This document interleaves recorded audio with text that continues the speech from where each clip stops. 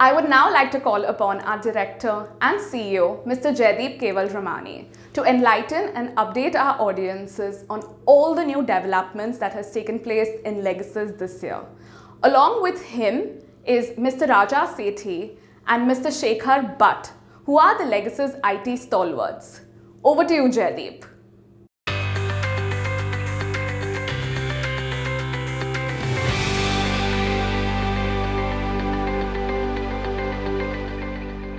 Hi, I hope you're enjoying the 8th edition of Compliance 1010, and thank you again for joining us today. As always, we've maintained the tradition of launching something innovative on the occasion of Compliance 1010. This year, we bring to you blockchain. Let's look at how we are innovating the boundaries of governance with blockchain. I'll just take a few minutes to walk you through the concept of this. I know there is a lot of material floating around in the WhatsApp universe, on LinkedIn, and some of the other literature websites. But let's take a quick second to demystify what exactly is blockchain. And then we'll talk a little bit about how Legacies is playing a role. Predominantly, if you look at blockchain, it's nothing but a type of a distributed ledger technology. It's a type of DLT, not the technology. Just as we would compare the world of best foods and how chocolate is our favorite food.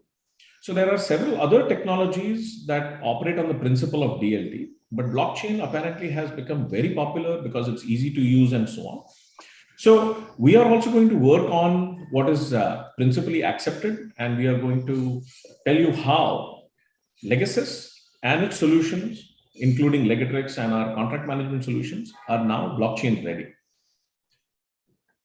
Predominantly, if you look at the space of blockchain, how it has emerged, there is a lot of things that are happening and got the attention of the media. Very recently, someone created a digital art, sold it on an online auction.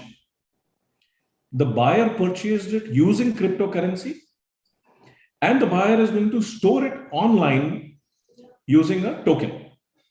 Now, this is an entire digital chain where the product is digital. The sale of the product is digital. The money that was exchanged was digital, and the storage of the product is digital. That's where the world and the technology is moving to. But coming closer to ground, we need to focus on how this will help us. So from a business perspective, if you look at the key characteristics of blockchain, it essentially gives you a single point of truth. It's completely transparent. You can program it to operate and behave and react in a manner that aids the business. More importantly, it is extremely immutable. So that's what gives the strength to the single source of truth. And finally, because it's distributed, it gives you the resilience that's built in. Moving forward, let's look at what's happening behind the scenes. I'm going to invite our technologists, Raja Sethi and Shekhar Bhatt, to talk more about it. Handing over to Shekhar. Hello. So let us go in for a quick demo for where we will showcase you how we are enabling our product suite with blockchain. So this time we have done something fundamentally different, where we are going to issue you your certificates in form of NFTs or non-fungible tokens. And that is going to be in form of a QR code that you can scan and simply download a certificate. So that's one part of the demo. At the same time, the certificates issued to you are already pushed onto the blockchain. So they become part of a immutable repository on the blockchain. The second part, which we are going to showcase to you in this particular demo, is to find out whether a particular certificate is a valid certificate or it's an invalid certificate or a manipulated certificate. So for that, let me quickly take you to two certificates that we have created for this demo. And this is a certificate of achievement which is being issued to one Mr. Vishwas Vakil. And please note the spelling right, because what we have also done is we have gone ahead and created a manipulated certificate or manipulated artifact, and we have simply added an alphabet A before that. So that now becomes a Vishwas Vakil. And we will see how the blockchain can help us to differentiate between what is a genuine certificate versus what is a fake certificate. So So let us quickly take a look at and start going ahead. So you will be issued a QR code, and that is what you'll be scanning to download your certificate. And once you scan it, the certificate is going to be downloaded to you, and you can see that particular certificate and you can download it for your benefit. But mind you, this certificate is now pushed onto the blockchain as well. Okay. So let us try to look at now how we are going to see how a certificate is going to be validated against the blockchain, right? So let us start that and see that you choose a file and you're uploading a certificate, which is a valid certificate, and you're trying to see the genuinity of that particular certificate. Now, what we have done behind the scenes is it is talking to the blockchain on which a certificate is pushed and trying to find out the genuinity of the certificate. So this is where we go ahead and call a blockchain contract, as they call in the blockchain parlance, to validate whether a certificate is genuine or not. And this particular certificate is pushed onto the blockchain. You can see its signature on the blockchain. And you can also now go ahead and see that the certificate details, which are like whom the certificate is issued to, and also the fingerprints of that particular certificate, which are pushed onto the blockchain. And now if you can see back there, you can now see that it's a valid certificate which has been issued to Vishwas Vakil at a particular by Legasis. Okay. Now let us try to take the other fake certificate and see how that is validated against the blockchain. Okay. So we dismiss this and we go further and look at a fake certificate, which is the second certificate, and we are now trying to do a check certificate on that. The same thing happens again. Everything is pushed to the blockchain, and we are trying to now validate that particular certificate against the blockchain to see whether this certificate is valid or not. And now here you can see that the certificate which was pushed onto the blockchain is not a genuine certificate. We validated it against the blockchain, and it came back and told us that this particular certificate is not really a genuine certificate. And that is what we can quickly indicate to us or to the external world, saying that the certificate which was pushed out is really not a valid certificate. So this is a very simple use case that we have put together. The applications of that could be immense. And for that, I will like Raja to walk you through what it really means from the compliance perspective. So I'm done. Hey, thanks, Shekhar, for giving us an in-depth demo of how blockchain works with the documents. And thanks, JD, for providing the preamble. You really made the complex blockchain technology sound really simple. Hello, everyone. I'm Raja Sethi, and I'm the head of product development at Legasis. And now I'm going to take you all through the architecture behind this blockchain technology and how it integrates with our products at Legasis. So let me quickly share the architecture. So this is the architecture of the blockchain that's been designed with Shekhar and myself. So as you see at the bottom of the architecture over here is the public Ethereum platform, which is a decentralized open source blockchain with a smart contract functionality.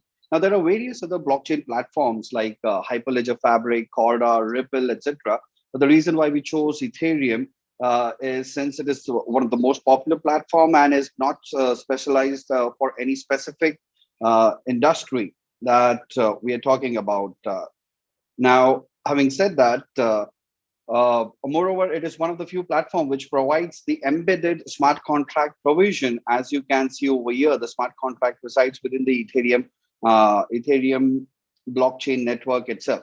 Now, these smart contracts are used to validate the data or the documents, as you have seen in the demo, right at the initial stage itself before it gets into the LegaChain ecosystem. For example, it can reject an invalid proof of compliance or a legal contract which is not in the right format. Now, from this public network, this non-fungible token, the NFT, is generated and which is sent into the network. On top of Ethereum blockchain is the Infura, which is a managed node and provides high availability Ethereum API for instant access over the Ethereum network. The Infura now interfaces with the LegaChain, which is a blockchain gateway, which is created for the Legasis ecosystem and its products. It integrates with its products. LegaChain can be considered as a single place of truth for compliances and contracts. The gateway also has the enterprise adapters to pull the compliance contract or any other required information into the Lega chain. So these enterprise systems could be your financial system, like an ERP, or it can be your SAP or HRMS, any other enterprise system that can, interface with the Lega chain. Now, the most important part of this is how it integrates with the product suites that we have in Legacies, essentially around the Legatrix for compliance and audit function, and the Karar, which is for the contract management function. That's how it integrates with the Lega chain gateway, which has been created to interface with the Ethereum blockchain and the different products that we have. That's it from my side. Over to you, JD. Raja and Shekhar, thank you so much. That was very insightful. Although I wouldn't claim that I followed all of the geek talk, but hopefully the audience will. If they have any questions, we will try and get them answered for you. Moving forward, let's look at how this will be practically applicable in the day-to-day lives of a governance, risk, and a compliance professional. Now, let's imagine this entire ecosystem where you have regulators, you have people who are responsible for financial reporting, you have third-party consultants, you have your IT team, you have internal auditors, you have external auditors, and this entire ecosystem relies on assurance.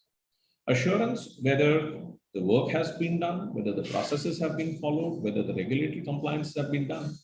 And this assurance emanates from a few important blocks, one of them being the proof of compliance. During the demo that Shekhar showed, you saw that how a minor change to the certificate caused the blockchain to issue a failure notification. Similarly, think of it that way, that you have a proof of compliance. And that proof of compliance is now registered on the blockchain.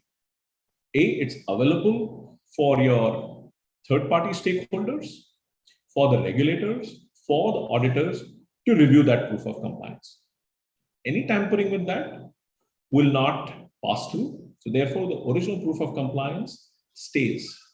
Plus, it's easily accessible. You can control who gets access to it and under what circumstances.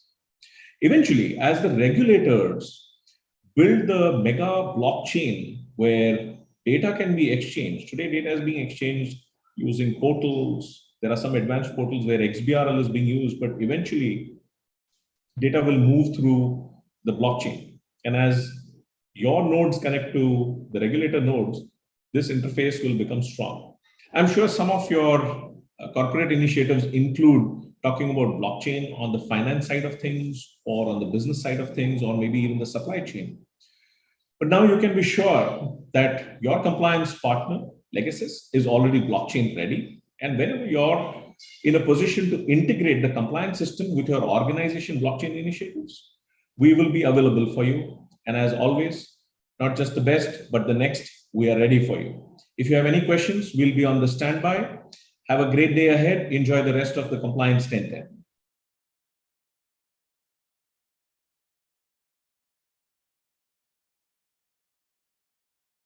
Thank you so much, Jaideep, Raja, and Shekhar for your developments and efforts to make Legacies a leader in technology.